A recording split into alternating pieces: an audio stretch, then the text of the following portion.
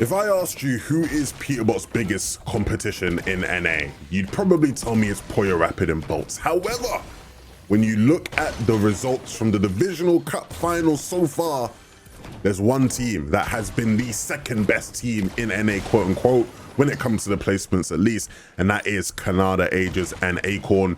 And so we're going to be watching one of their games from the Divisional Cup finals to really assess if they can be competition for Peterbot. And on top of that, we're going to be taking a closer look at Khanada in particular, because of course, when Peterbot was in this team, you know, it's Peterbot. You know, you have that guy that's going to get a kill out of nowhere. And if you know anything about how Acorn and Khanada like to play, you know, they need that fragger on their team that can get a kill out of nowhere. And of course, Ajers definitely is a top player, and that's why I think he's a great fit for this team. And we'll talk about that a bit more. But there's more pressure on Khanada to be Maxnada. He needs to be that guy that can make the difference a bit more than he needed to be with Peterbot. And so we'll see whether or not he can live up to that pressure. Now, of course, these guys land towards the night shift forest. And so a lot of this early game is about, one, getting some good loot, getting some movement, of course, but they want to look for shrines so that they can get a water perk. There's a couple shrines around in this area. And then, of course, early surge, either keying towards the bird if this team's there, or keying towards Twinkle Terrace. And in this game, there's no one towards the bird, so there's a good chance they're going to be going towards the terrace. And again, can they get damage? Can they get surge? Can they, you know, keep up with those thresholds? This is a team that, you know, they're not necessarily going to be playing like, you know, like Cammy and Seti Wood, where you're going to constantly see them on dead side. I think they are a team that's willing to take more risk, but throughout their careers, that's always played out incredibly well for them. Both great players, great IGLs, Acorn and Khanada, both know what they're doing in this game. And Ajers as well. Ajers is a really smart player. I think that goes underrated. And so these guys know what they're doing more often than not. And we'll see how that plays out in these games. You can already see on the mini-map, Acorn and Ajers, who sort of land in the POI, are already moving towards the north. Khanada is a bit behind because he has to sort of play catch-up. And we'll see what they have here. He finds a mask as well, which is really helpful, right? In terms of being able to play aggressively, get into good positions for surge, and sort of like flank teams and wrap round teams and just sneak around. If you watch the other video on my channel, you know that's a playstyle that I very much like to watch. But he already has some good loot here out of the night shift. And again, instantly trying to get damage onto that team in Twinkle Terrace. They did just win the fight here, I think, in Twinkle Terrace, or maybe the other team dipped. I'm not too sure. Maybe that was the team up there and they dipped. But either way, these guys aren't very strong. And so there's some lessons to be learned here for you guys watching as well. And of course, if there's any lessons I think you guys can learn, I'll try to highlight them throughout the way, even though our focus is just on seeing how good these guys are. But the great thing here is that these guys have zero awareness. And so Khanada is able to sneak up and play a really aggressive position in the POI, right? Like, he's very split from Acorn and Ajers, but he doesn't mind, right? Because if he gets in trouble, he can just use the mask. And this is kind of a high XP play. Like, you can't just do this, right? If you're just like if you're like my skill level, you can't just play like this because there's a good chance you'll get caught out. But Khanada very confident in this situation. He sees that player place a void mask down, which actually is more towards Ajers and Acorn. And so he's going to look to pinch in as well. Needs to be careful though, because the other player was looking at him. Yeah, the player in the POI was looking at him, so he has to instantly build. And then he'll just go right back to his team in Twinkle. Makes sense. And of course, now actually you'll see, if we look at Ajers, you can see they're looking towards that shrine. They want to play for the shrine. If we're being honest, the shrines and playing for the water perk, or the water boon, if we're using the official terminology, is like the most important part of getting surge this season. It is just so strong. I'm sure you all sort of know how it works already, so I won't get too much into that, right? But for the people who maybe don't, you get the water boon. It allows you to heal when you're in water. Bingo, bango, bongo. Saves you shields when you're fighting. And there's actually another team on this, right? So they are going to have to start fighting to make sure that they can get this loot, because if you kill someone with the water boon, you don't actually get it. So they need to make sure they pick it up first. You see Khanada already getting ready to box fight here. Creates a bit of space. And I love watching Khanada box. One of my favorite things about Khanada is I feel like he's one of the best players at fighting from range, from like 1 or 2 boxes away. The guy's unreal. There's a lot. I feel like that's actually something a lot of NA players are better than EU players at. Like, I feel like a lot of my favorite like box fighters are usually like NA players, and they're just always good at fighting from a distance. But you see here, they're just running these guys off of it. I think Ajers did a lot of damage there. So these guys can just sort of push these guys completely off of it. They have so much mats, so much loot. The loot imbalance there gives them a big one up. There is a team that's here, so they need to be careful. They are getting keyed a bit. Yeah, that team's very, very close. And Khanada did well there just to make sure he was on it. Didn't get caught out from above. That's another thing about Khanada that I hope we see throughout this game a bit more, is that I genuinely think Khanada has like the best awareness of like any player. There's a lot of players who have great awareness, and Khanada's definitely up there with the best of them. I rarely see Khanada get pre-edited. I rarely see Khanada just get like caught out in a situation where he shouldn't be. He's got great awareness. And another interesting thing about Khanada from this game, actually, and from this tournament that I think should be noted. I initially watched this tournament, you watch Aussie's viewing party, whatever, right? And Khanada just seemed so off of it, and it was because he was ill. Like, he was like feeling really sick and feeling really ill. So we're currently watching flu game Khanada right now. So we'll see how he does playing while completely sick. Maybe that throws him off a bit, but still, we will be judging him on whether or not he's able to perform. So at this point, they have gotten the water perk, which is amazing. So now all their surge troubles become much easier, right? They just have to play around water, and you know they can play a bit more aggressively as a result of that. But they need to now get their loot back up. You can see, well, I say loot, their materials more in particularly. This team here runs up onto Khanada. He's able to get some tags before they notice onto Eoxy as he enters that building, which is nice. Again, just being a bit more aware than these guys early doors. But the good thing here is that they don't really have to greed for this or play like overly aggressively for this, right? They can if they need to, because there's water right behind them. But they can just build out in wood. They're right by a forest. They can build plenty of wood here. And actually what we'll see from the night shift is there's not much metal in the night shift. So they can actually come towards this little football pitch here and farm up some metal. So you'll see Acorn and Ajers actually drop down just to be a bit more safe and be able to get to it. While Khanada's still trying to greed a bit for some extra surge, because the thresholds are quite high, so you can't really get complacent at this stage in the game. You sort of take whatever it is you can get. But he'll make his way over here as well, and they'll start to farm up. Now, already in this game, things are much better off for them right now. They all have movement of some sort. They have blades and masks. But ideally, they'd probably want 3 blades. Or sorry, 3 masks. Blades are good though, especially in solos. I think you've seen the solos. Blades can be really good, but I think you ideally want triple mask, especially with how they play. I think triple mask probably benefits them a bit more. I actually don't think it's too bad to have like 2 people with mask and 1 person with blade, just because like the person with the blade, if the person with the blade is like the person on your team who's like leading, I think it's actually fine, because usually the first guy that rotates, if you're rotating well and scouting, never gets shot, right? It's always like the guys in the back. So if you're the first guy and you just go ahead with your blade, the other 2 players can just mask onto them. As long as you sort of scout correctly and you're not a drawing. So at this point now, they can start to farm up. You can see Khanada already up to cap. Again, just needs to get the wood there. And he's got the chili chug splashes as well, which is nice. Chili chug splashes should come in handy later on in the game. You usually don't see teams carry them because, again, it's hard. Like, you see, you just found regular splashes there. Like, you're more likely to find splashes. I wouldn't typically recommend carrying chili chug splashes, I'd say, unless you just get really lucky, like in your first like 5 chests and you get them. It's probably not worth playing most of the time. Let me know in the comment section down below if my Discord sound notification threw you off and it made you check your own Discord.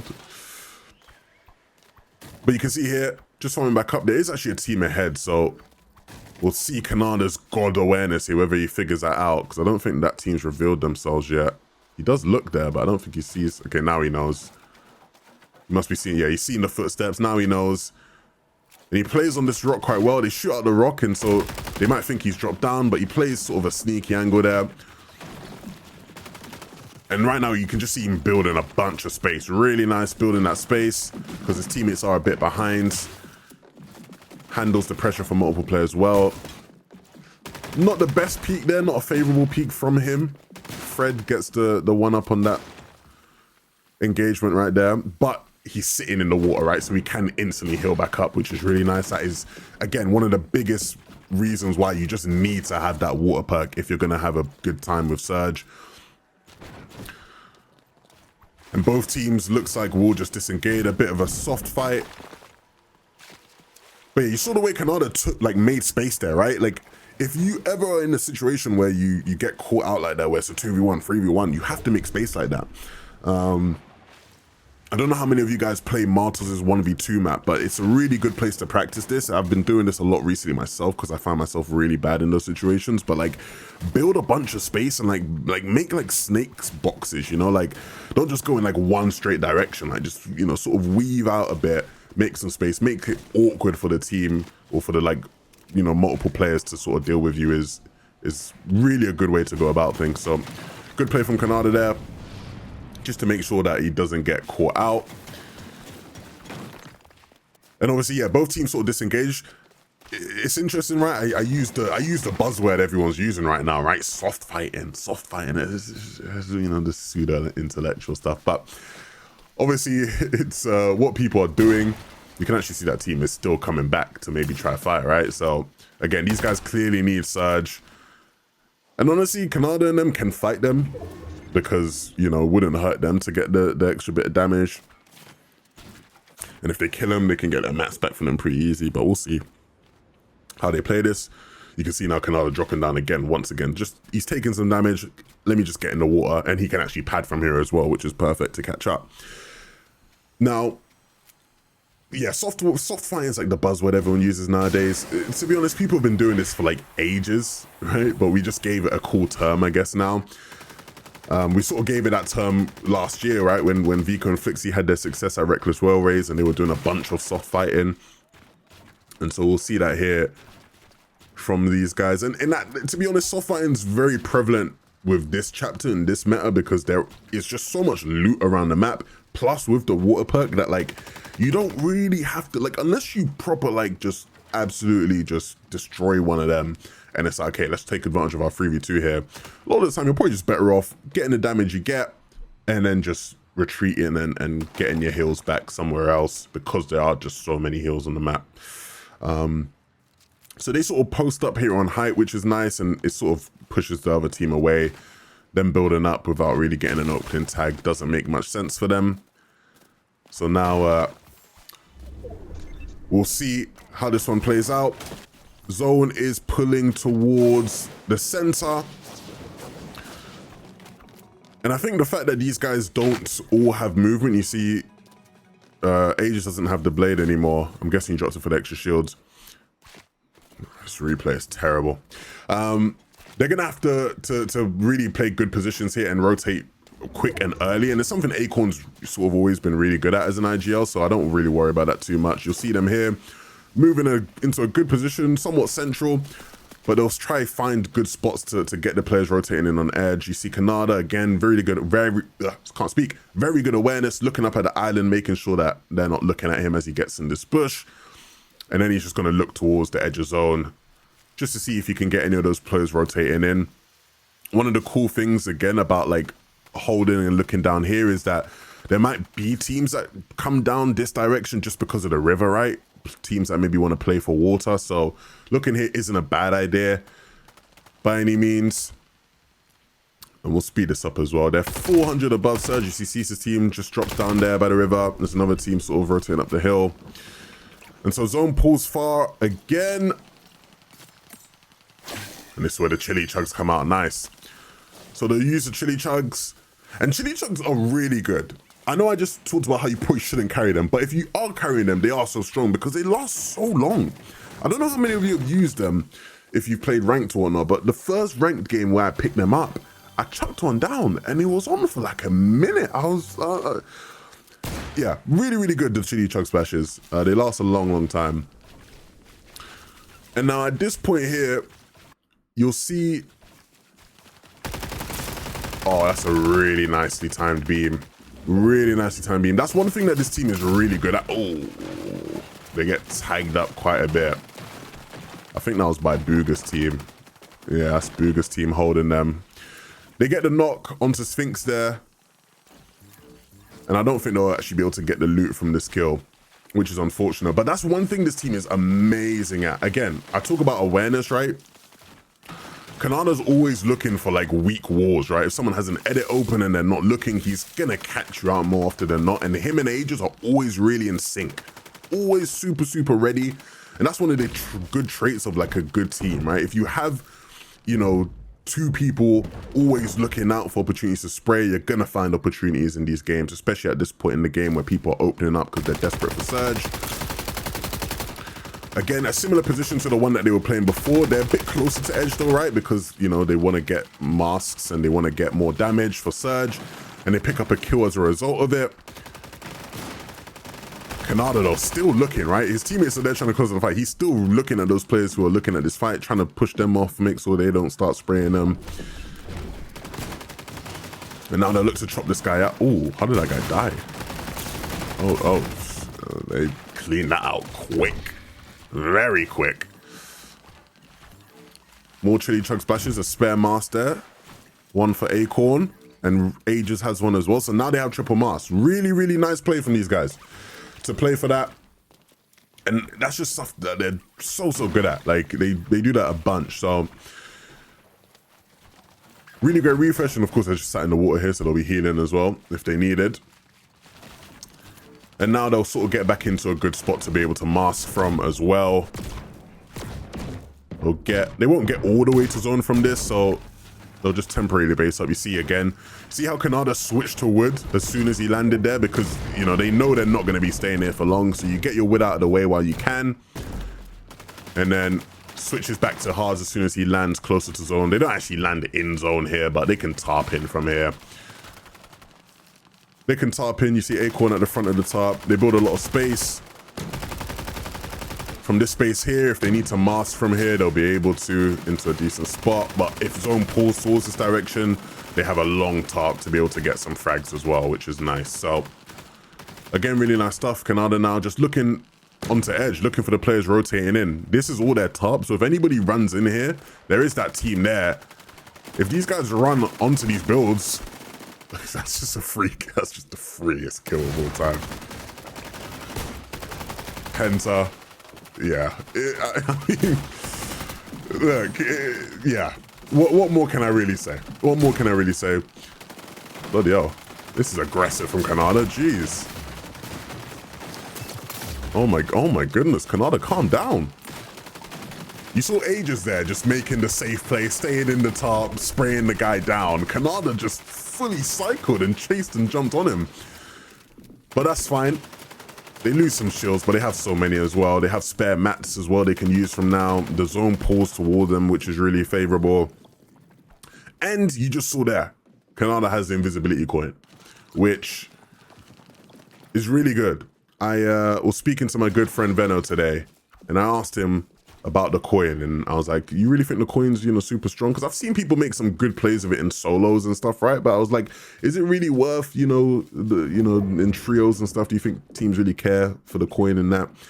And he said to me that if you have the coin and you like are a good player, it should be a guaranteed top 3, which makes sense because the clutch factor, like, even if your whole trio goes down, the ability to just get a top 3 with the coin if you're good is really easy.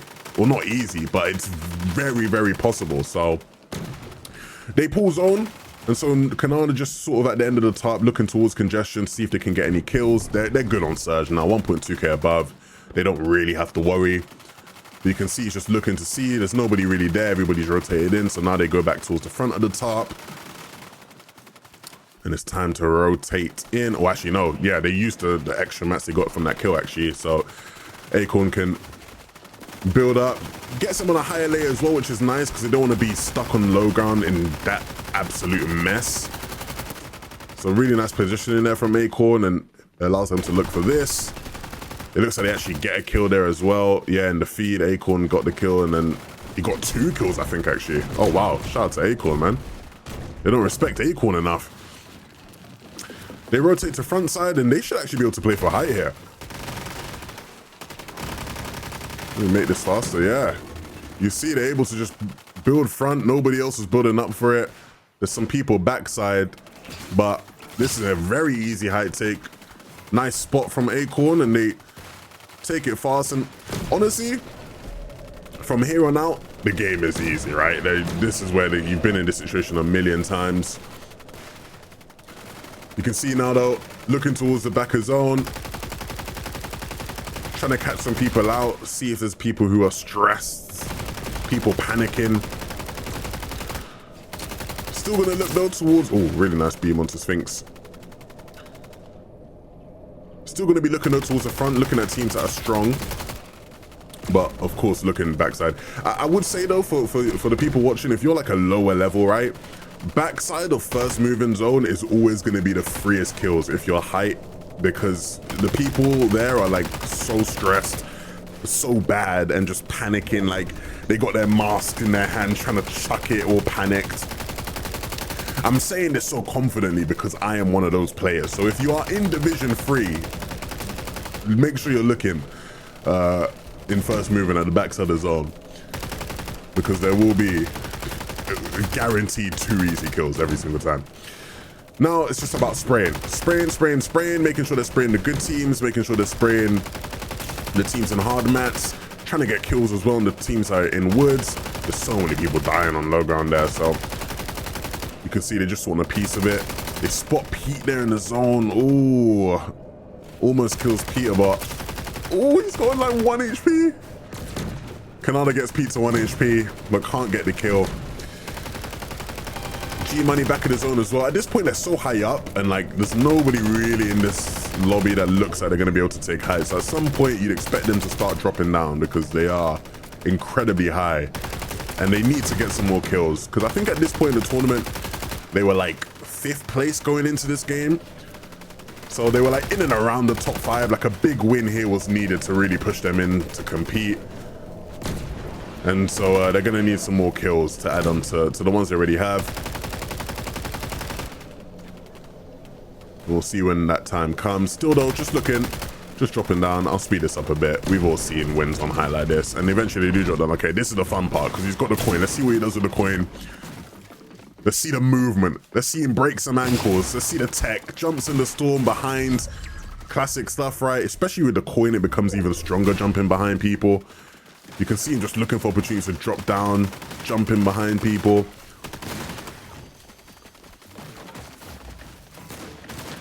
Oh my god, drops all the way down. Oh, okay, wait. Oh, this is scary. This is very scary. Very lucky the zone opens up there. Big shot onto Rapids. And he's running low on mats here as well, so he needs to start thinking a bit. Oh, Khanada. Yeah, instantly gets back up. The good thing as well about that invisibility coin is that you see there, he gets sprayed and he can just go invisible and just get out. It's like, not too many problems there. Ajers drops down now. They're not really playing too much together to be filmed this drop down, but like, it's fine. Oh, I like that. You see there? You saw the ramps get placed out, so he's just pre-aiming it. Just pre-aiming those ramps. That's good awareness. Nothing crazy though, but again, just nice. A lot of people would have saw those ramps and just completely ignored them and then got pumped in the side of the head. Eventually, Khanada goes down. Ajers. That was a game-winning shot, Ajers. You gotta hit those, son. Come on. But they've done their job because my good friend Acorn, my brother, is bing chilling with 12 splashes. These guys, that's a free win. There's nothing really Shadow's going to be able to do over there. This is a really good team. I'm excited. They can compete 100%.